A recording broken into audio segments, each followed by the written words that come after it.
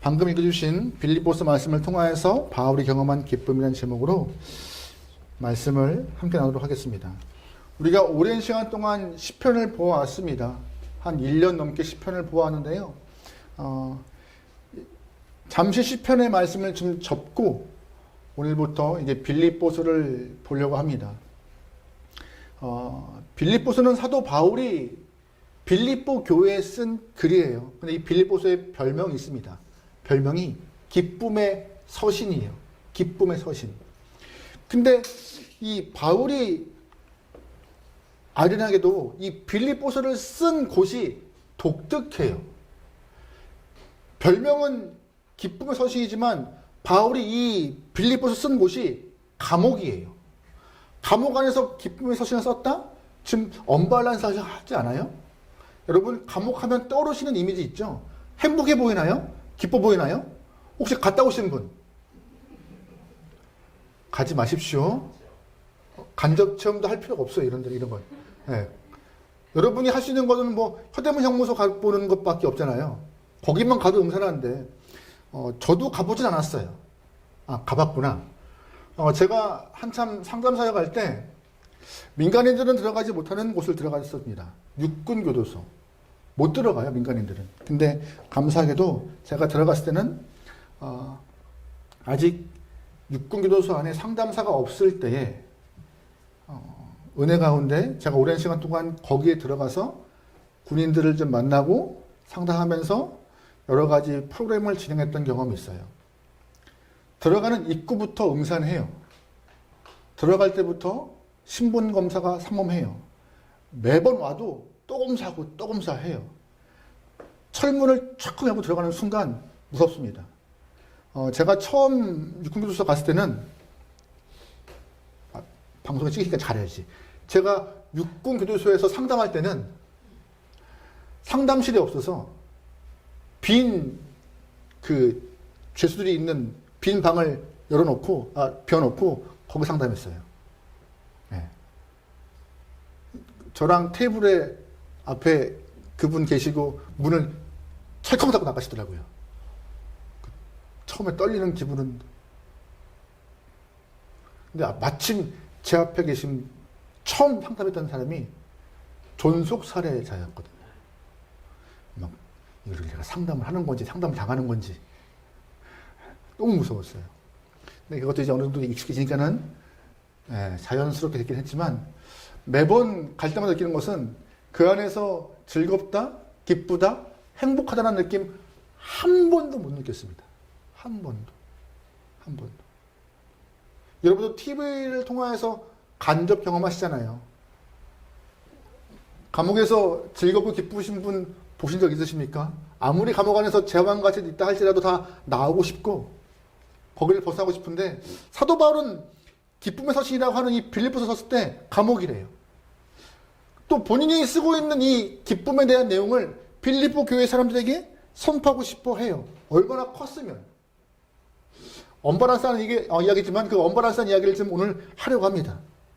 바울이 도대체 어떠한 경험을 했길래 어떻게 기쁨을 누렸길래 빌립보서 이야기를 쓰고 있을까? 오늘은 다른 얘기보다 바울이 어떻게 해서 이 기쁨을 경험하게 되었는지 기쁨의 통로에 대해서 알아보기로 해요. 뭐 차츰차츰 말씀드리겠지만 바울이 이 안에서도 한정된 자유의 공간 안에서도 본인이 기쁨을 있던 것은 상황 때문에 기뻤던 것이 아니라 하나님 때문에 기쁨을 누린 것입니다. 누구 때문에요? 하나님 때문에. 상황 때문이 아니었어요. 상황 때문에 전혀 기쁠 수 없는 상황이죠. 하지만 상황이 아니라 하나님 때문에요. 우리 1절 말씀 같이 읽어보겠습니다. 1절입니다. 시작. 그리스도 예수의 종 바울과 디모데는 그리스도 예수 안에서 빌립보에 사는 모든 성도와 또한 감독들과 아멘. 빌립보서는 불신자에게 쓴 글이 아닙니다. 빌립보 교회 안에 있는 성도에게 쓴 글이에요. 그런데 당시 빌립보 교회는 조금 솔직히 좀 문제가 있었습니다. 뭐 계속 이제 설교를 하면서 할 얘기지만 내부의 갈등을 통해서 분열을 할 만한 조짐이 보였고 또한 예수님을 믿었지만 예전에 그 유대교적 사고가 좀 가득하여서 좀 이렇게 복음에서 벗어난 일들이 몇 가지가 발생했어요. 그런 문제를 해결하고자 쓴 글이 이 본문에 있는 빌립보서지만 그럼에도 계속 바울은 기쁨을 언급해요. 기쁨을요. 그러면 그 기쁨을 어떻게 본인이 경험했는가 힌트를 알 수 있는데 2절 말씀에서 그 힌트가 있습니다. 2절 보겠습니다. 시작. 하나님 우리 아버지와 주 예수 그리스도로부터 은혜와 평강이 아멘. 무슨 말이냐? 바울이 빌립보 교회에 편지하면서 내가 기쁨을 경험했던 그 통로가 무엇인지 알아? 2절 말씀에 바로 은혜와 평강이야 라고 답을 하고 있어요.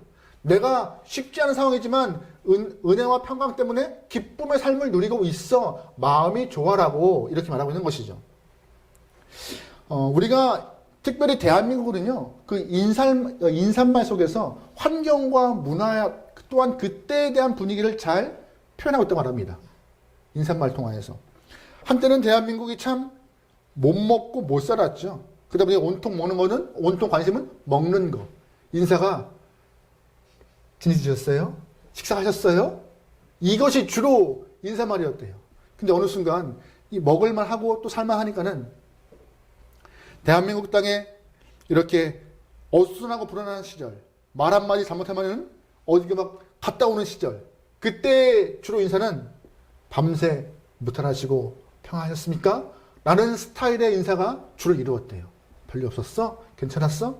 또 보이면 당연히 괜찮았네 라고 하는 그런 안부의 인사를 무건으로 할 만큼 사람들의 관심이 온통 신상에 관련된 문제였죠. 그러면 지금은 어떠한 식으로 인사하는지 아세요? 사회가 그렇게 온통 어수선하고 불안하지도 않고 조금 이렇게 정치적인 문제가 좀 있긴 하지만 그럼에도 신상 문제에 관련된 좀 덜하기 때문에 주로 인사에 대한 포인트는 건강 문제예요. 건강 문제. 건강하시죠? 별로 없으시죠? 괜찮으시죠? 저도 성도님들에게 대화할 때 이렇게 많이 인사하는 것 같아요. 별일 없으시죠? 괜찮으시죠? 건강하시죠? 이러한 이야기를. 상황 따라서, 시대에 따라서, 분위기에 따라서, 문화에 따라서 인사말이 자꾸 바뀌어요. 근데 바울은 올곧게 말하고 있어요. 최대의 관심은 말하고요. 은혜와 평강이라고. 그 은혜와 평강 때문에 나는 기쁨을 누리고 있어라고 바울은 말하고 있습니다. 그럼 질문 드려보죠. 여러분, 은혜가 뭐예요? 은혜. 자매들 중에 이름이 은혜라는 이름이 참 많아요. 참 좋은 이름인 것 같아요. 은혜가 뭐예요? 맞아요. 그거예요. 여러분들이 이렇게 마스크 뒤에서 말하고 있는 그거, 은혜. 받을 수 없는 존재가 공짜로 받은 것이 은혜인 것이죠. 다시 말해서, 우리가 죄인으로 인하여서 주 앞에 받을 것이 없지만, 하나님의 호의, 하나님의 배려, 사랑이 계속 되어서 우리에게 생명을 주셨던 그 은혜가 바울에게 임하여서 나는 너무 행복해, 기뻐, 그 은혜 때문에 나는 살만해라고 말하고 있는 것입니다. 우리는 죄 때문에 죽을 수밖에 없어요. 죄인이에요 라고 말하지만 하나님은 은혜를 통하여서 너 죄인 아니야, 내가 의롭다 인정했어 라고 의로움을 인정하시면서 우리를 생명으로 인도하셨습니다. 우리가 뭘 잘해서가 아니에요. 특별해서가 아니에요. 그냥 인정하신 것 뿐이에요. 인정했지만 여전히 우리는 죄인된 모습을 갖고 있는 영혼.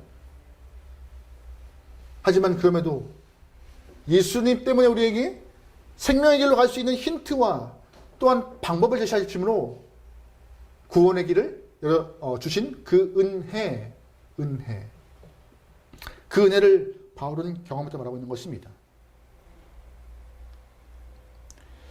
여러분, 성경은 눈에 말하고 있어요. 모든 영혼은 다 죄인이라고. 성경 안에서 말하고 있는 죄가 무엇일까요? 우리가 일상에서 알고 있는 도덕적인 죄 포함되어 있습니다. 하지만 주된 죄는 딱 하나예요. 주님을 등진 죄, 믿지 않는 죄. 그러다 보니 내 안에 하나님을 믿지 않고 하나님을 등지고 있다 보니 누가 내 삶의 주인이 돼요? 내가 주인 되어서 내가 결정하고 판단하고 내가 보는 거예요. 그 모습에 하나님은 너 죄인이라고 말하고 있는 것이에요. 아까 찬양 가운데 내가 주인 된 삶 다 내려놓고 주 앞에 나아갑니다. 거친 파도와 풍랑이라도 나의 주인인 주님께서 나를 지키시라 믿습니다. 이 고백이 하나님이 원하시는 성도의 고백이고 그 고백을 통하여서 내가 너를 생명으로 인도했다라고 하시는 거예요. 그게 은혜예요. 내가 무엇인가 해서 내가 1년에 예배 52주를 빠지지 않고 나오고 수요 예배 빠지지 않고 나오고 금요 기도에 나오고 모든 교회 행사에 다 나와서 너 은혜 받을 만한 상황 됐어가 아니라 그거와 관계없이 성경을 일독하지 못하더라도 아니 그냥 구약 가운데 한 절만 붙잡고 열심히 살아가는 사람이라 할지라도 믿음을 갖고 살아가는 모든 영혼들에게 하나님은 됐다, 의롭다라고 하시면서 그게 생명 주시는 그 은혜가 있다는 것입니다. 바울이 그걸 경험한 거예요. 바울 다 아시죠? 바울 되기 전 사울의 모습. 예수 믿는 사람들 다 잡아다가 감옥에 넣었던 사람이에요. 가장 앞장선 사람. 누구보다 예수 믿는 사람을 핍박하고 괴롭힌 그 영혼이 하나님의 관건적 은혜 때문에 생명으로 옮겨진 것. 바울이 어떻게 해석 아니에요. 예를 들어서 사울일 때 사울이 예수 믿는 사람들을 많이 붙잡아서 100명 감옥에 넣었다 해서 본인의 목표 달성하여 은혜 받은 것이 아니잖아요. 상관없이 그냥 주님 부르신 거예요. 사울아 네가 어째 나를 괴롭히느냐라고 하면서 그런 은혜. 그걸 경험한 바울은 놓칠 수가 없는 거예요. 내가 무엇이라고, 내가 뭐라고. 그 은혜가 나한테 생명이 되어 나는 기쁘다라고 말하고 있는 것입니다. 기쁘다라고.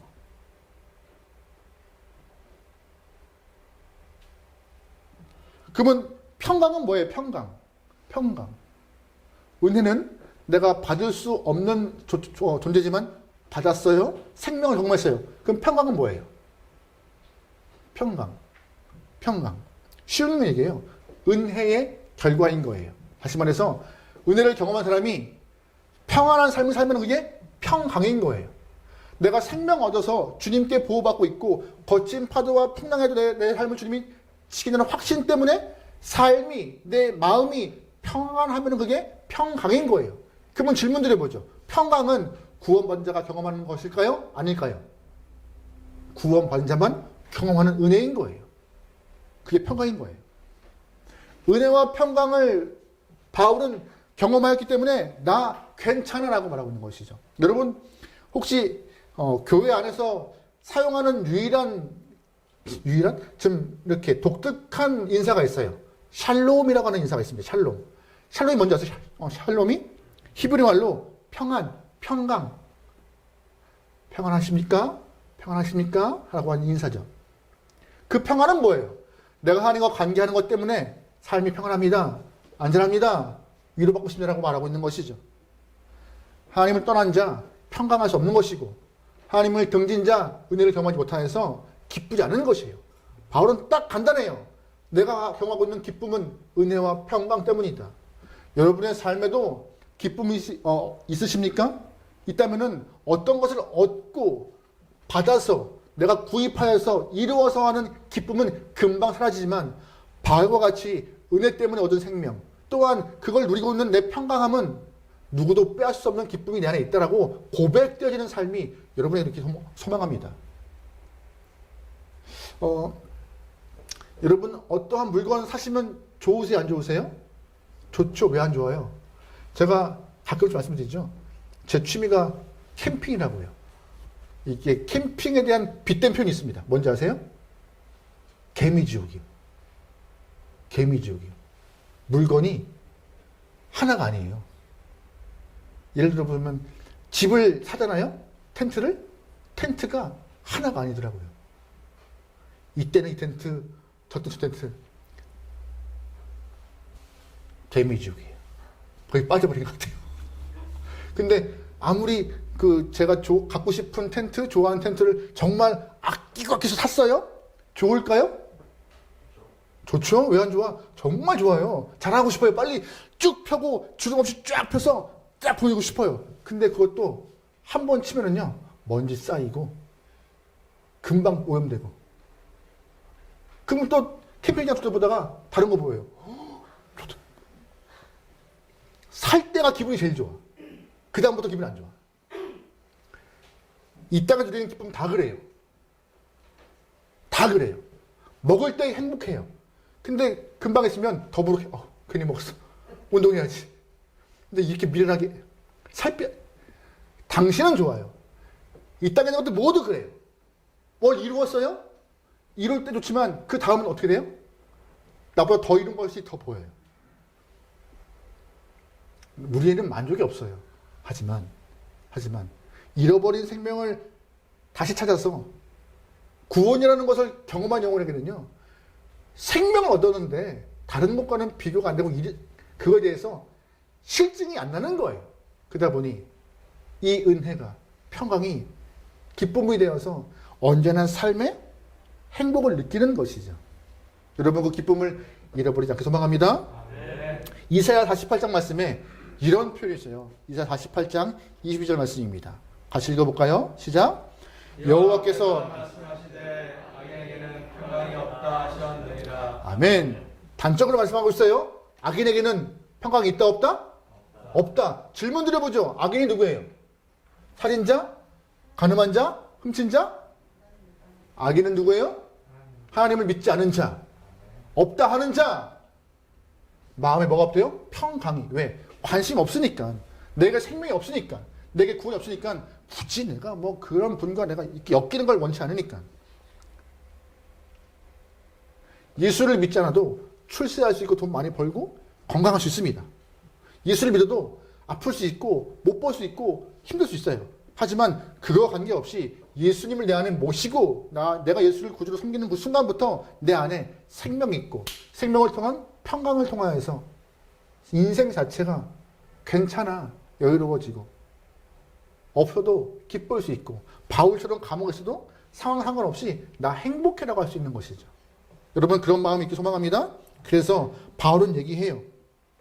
본문에서 은혜와 평강을 얘기하는데 그 은혜와 평강이 어디에서 나와요? 은혜와 평강 어디서 나와요? 말씀 보겠습니다. 말씀 1절 말씀. 1절 말씀에 그리스도 예수 안에서. 어디에서 나와요? 그리스도 예수 안에서. 2절 말씀에 우리 하나님 우리 아버지와 주 예수 그리스도에게서로 은혜와 평강이 너에게 있을 줄 믿습니다. 즉 하나님에게서 주 안에서 은혜와 평강이 있는 것이에요. 외부에 있는 것이 아니에요. 주님과 함께 할 때 관계를 맺을 때 내가 그분과 가까이 있을 때 은혜와 평강을 통해 내가 기쁘다라고. 우리 기쁨은 다른 것이 아니에요. 신앙 안에서 하나님 안에서 기쁨을 찾는 것이 정직한 영혼이고 그게 올바른 것이라고. 그래서 바울은 본인이 쓴 서신 안에서 그리스도 안에서라는 표현이 48번, 주 안에서라는 표현이 50번 써 있어요. 계속해서 주 안에서, 그리스도 안에서, 하나님 안에서. 왜? 그게 답이니까. 그거 밖에 없으니까. 그게 유일하니까. 자꾸 밖을 찾는 순간 목마르거든요. 비교하거든요. 내가 갖고 있는 것이 별거 아닌 것 같이 보이거든요. 내가 열심히 돈을 모아서 아끼고 산 텐트지만 그 텐트가 얼마 후에 별거 아닌 것처럼 느껴지거든요. 그뿐인가요? 내가 열심히 공부해서 1등을 했지만 나보다 공부 더 잘하는 사람이 많더라고 세상에는. 내가 정말 아껴서 차를 사고 싶은 거 샀어요. 하지만 더 좋은 차가 많더라고요. 내 차는 어느 순간 중고차가 돼버렸고 세상 것도 다 그래요. 하지만 하나님 말씀하세요.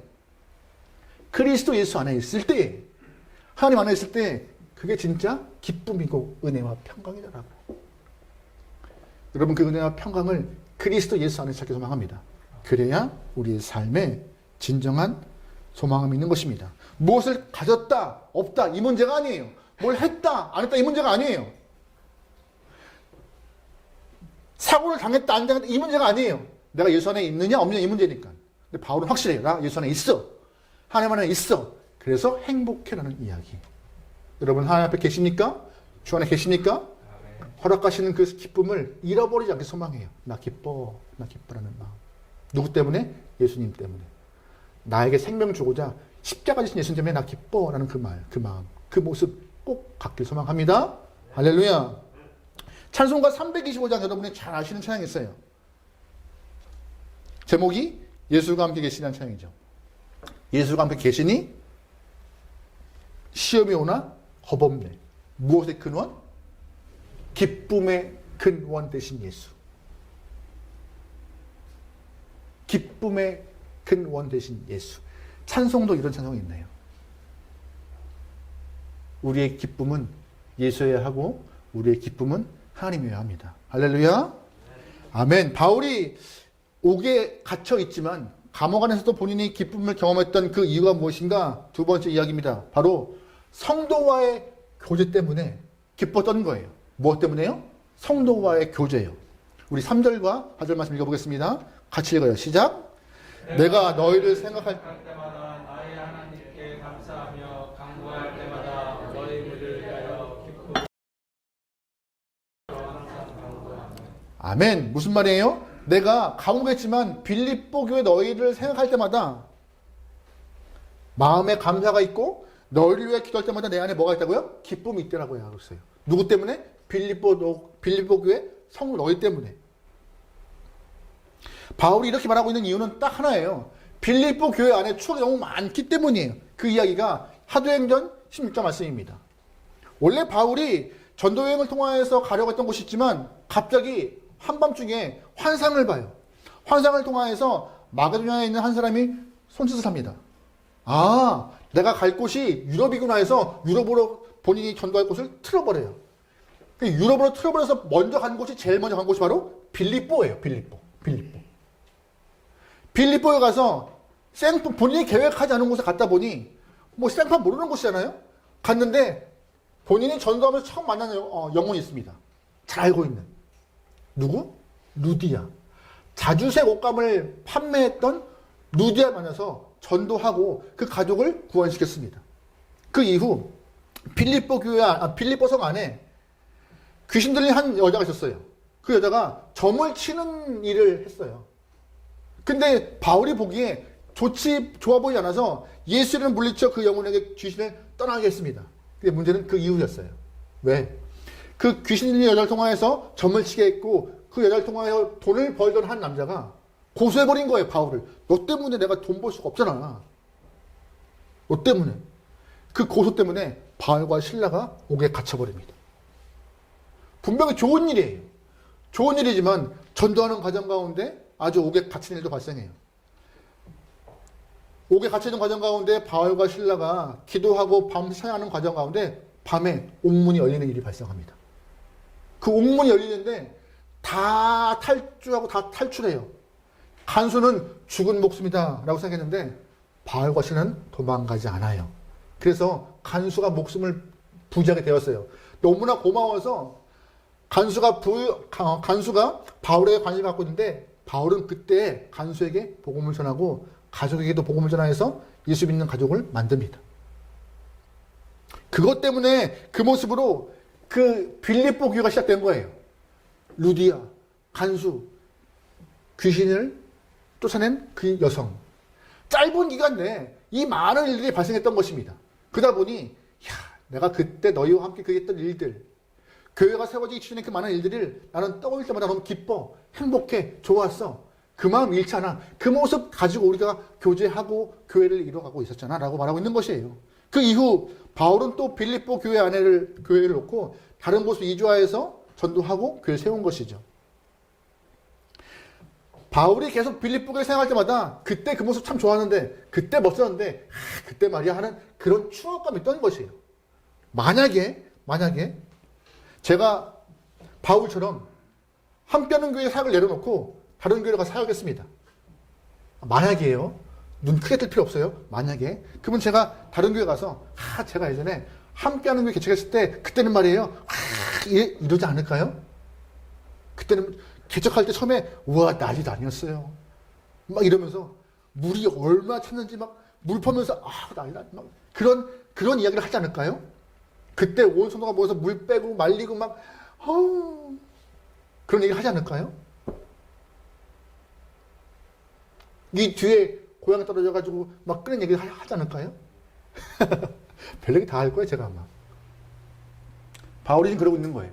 나 너희랑 같이 했던 얘기를 떠올려 보니 너무 행복해. 그때 그 모습 짧았지만 함께 예배하고 함께 전도하고 구원받아 주 앞에서 공동체를 이루어갔던 모습 너무나 행복해. 그것 때문에 기쁨을 누리는 거예요. 그것 때문에. 근데 단순히 그 일 때만이 아니었어요. 더 또 있었어요. 무엇이냐? 게다가 그 이후에 바울이 빌립보를 떠나서 다른 곳에 여행할 때 너무나 삶이 쉽지 않을 때 바울의 상황을 알고 빌립보 교회 교인들이 헌금한 거예요. 옥에 갇힌 상황에도 바울이. 너무 고마운 거예요. 본인을 잊지 않아줘서. 5절 말씀입니다. 같이 읽어볼게요. 5절입니다. 시작. 너희가 첫날부터 이제까지 아멘. 내가 너희 때문에 기쁘고 너희들 간구할 때 행복했는데 너희가 나를 버리지 않고 내가 전도여행하는 그 순간부터 지금까지 계속 헌금하고 기도해주고 동참하는 일 때문에 너희와 교제하면 행복하다고 말하고 있는 것입니다. 그 모습을 바울은 고백해요. 단순히 돈 문제가 아니에요. 아, 나 돈 받았어. 우와, 시다. 이게 아니라 여러분 떠나보내면요, 내가 있던 곳에 떠나면은 잊혀지고 내가 그 사람들에게서 이렇게 지워질까봐 그게 가장 무서운 것입니다. 바울도 걱정스러웠어요. 만약에 빌립보 교회 가서 내가 좋은 기억이 있는데 떠나면은 다 잊고 나라는 상황을 잘 모를까봐, 게다가 내가 지금 어렵고 감옥에 있는데 누구 하나 나에게 관심이 없네? 라고 외로운 마음이 충분히 있을 상황이지만 그 상황에 빌립보 교회들이 헌금하고 기도하고 동참해주고 관심 가지면서 끊임없는 사랑을 보여주고 있기 때문에 나 행복해, 기뻐라고 하고 있는 것입니다. 혼자가 아닌 것에 대한 기쁨, 어렵지 않은 행복함. 빌립보 4장 말씀 보면 이런 표현도 있어요. 같이 읽어보겠습니다. 시작.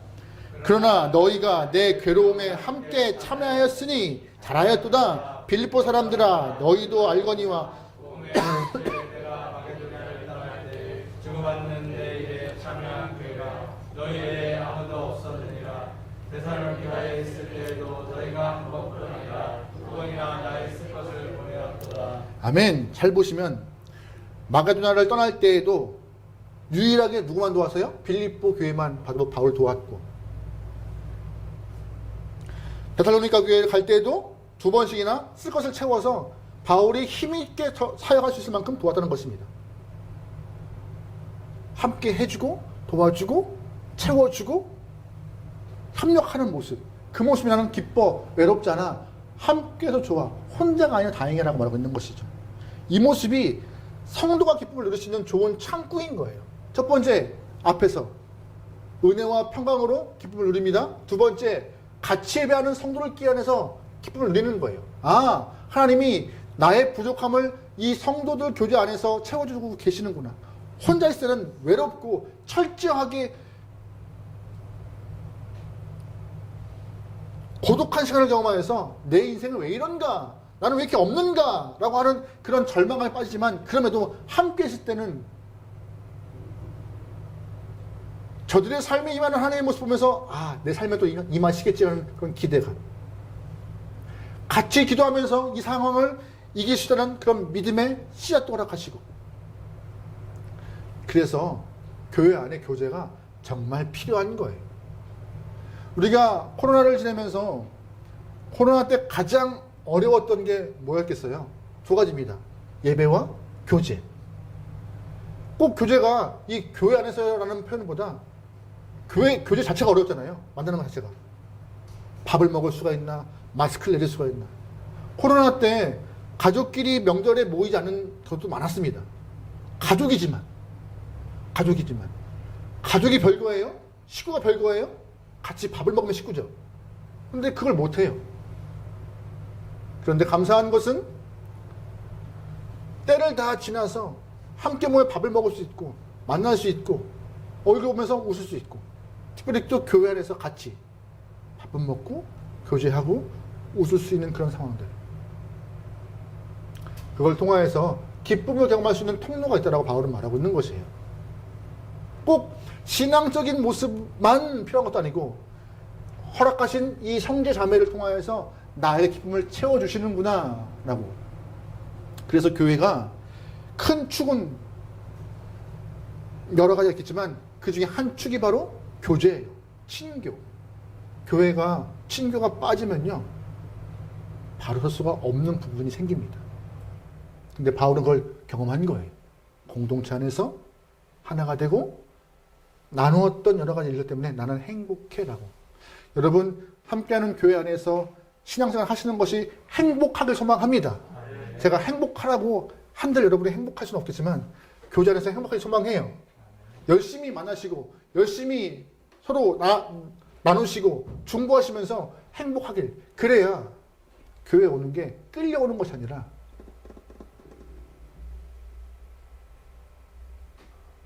처음부터 믿음을 갖고 예배드리면 참 좋아요. 근데 그게 가능하나요? 가능하지 않아요. 어려워요. 하지만 이렇게 말할 수도 있잖아요. 교회 와서 앉다 보니 누구와 친해지고 만나서 얘기하다 보니 마음이 열리고 그 마음 틈에 말씀과 은혜가 딱 임하여서 은혜가 임할 수도 있어요. 그 은혜와 평화가 임할 수도 있어요. 친교와 교제가 무시할 수 없는 거예요.